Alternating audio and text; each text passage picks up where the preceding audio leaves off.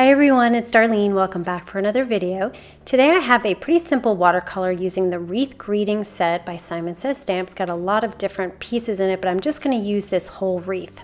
I'm using Strathmore 90-pound watercolor paper, and I'm just centering my wreath in the Misty and stamping it in some Versamark ink. I'm going to sprinkle it with some white embossing powder and heat it to set it.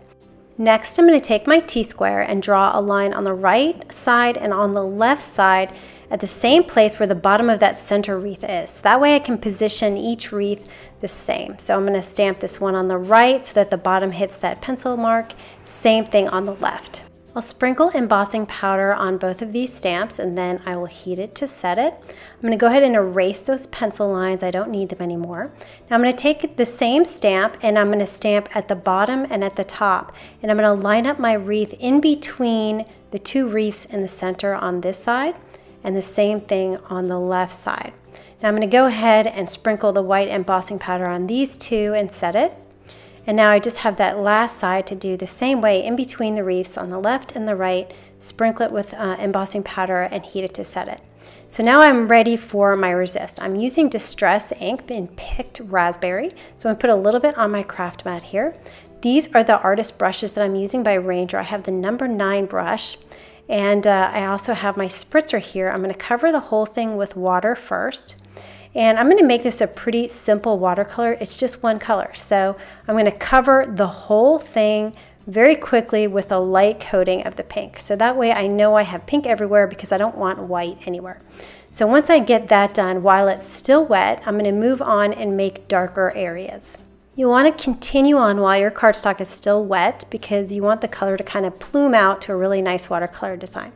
So notice that I am brushing the very center of the wreath garland. So you don't want to brush like just a big circle on top of the wreath because then it won't look like it's sort of spreading out. It'll look like it's defined with some hard edges. With the watercolor, as is typical, it's going to be a little bit different every time you do it depending on how much water you have as compared to the amount of ink that you're using. But you can see I'm doing a lot of tapping, so I'll brush a little bit just to get that first layer on, and then I'm going to tap the water in there. Now if I don't have enough water so that it starts spreading and it looks a little dry, then I'm just going to grab some water to make sure that my pink is moving around. I noticed I had kind of a blob of pink here, so I'm just going to grab some plain water and brush it out a little bit. I'm pretty much painting all these wreaths in exactly the same way. You can see I'm going to need a little bit of water. I'm noticing that it's pretty dry here, and over time your paper is going to dry up a little bit. So I'm just going to grab some water and a little bit of pink and tap in there so that the water starts to spread toward the inside of the wreath. I think it's helpful to use a brush that has a round or a pointed tip because it allows you to get kind of inside that wreath pretty easily. So you can see I'm tapping in some water now. You're just going to have to play it by ear and see what works for you. You'll notice me dropping color multiple times. So when I finish one wreath, I'm going to go back to another one to add a little bit more color to it.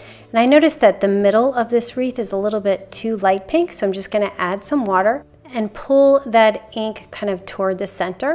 And when I do that, it's going to dilute the actual wreath, and so I'm going to have to go back and add a new layer of the pink. So I'm going to fast forward this. I spent approximately 4 minutes doing the whole entire thing. It's actually really fun to do, especially since there's just one color and you just have to worry about how much of that one color you have. So you can see I'm going back and forth and adding more and more of the Distress ink in the middle of the wreath until I get it so that the wreath has the darkest area in the center. Now I had to add a little bit more ink to my craft mat, and you can see it's really starting to take shape with the dark pink just at the middle. And you don't want to extend past the wreath, like past the leaves of the wreath. You want to make sure you keep all your pink inside the wreath. Now I let that dry, and here's the result. There's a little pink spot. I don't know where that came from, but it's a handmade card, so that's the way it's going to be. I'm going to put this in my Misty, and I'm going to stamp the thank you stamp with VersaFine Black Onyx ink that comes with the set. I'm going to mat this to some black paper, and I have that black sentiment, so I'm going to add a little bit more black by coloring my center wreath with a black Stampin' Up! Marker. And since I'm coloring over resist areas, I want to make sure that I don't smear this black anything that's on top of my embossed area. So you can see all this black that's coming up, and that's just the black that's laying on top of my embossing powder. So I'm going to wipe that up. And I also trimmed this to 3 3/4 by 5. And now I'm going to mat this to some black cardstock, and then I'm going to mat it to my card base, which is just standard A2 size. And that is the card for today. So I kind of had fun doing this watercolor. It's a little bit uncomfortable, but it is fun in the end.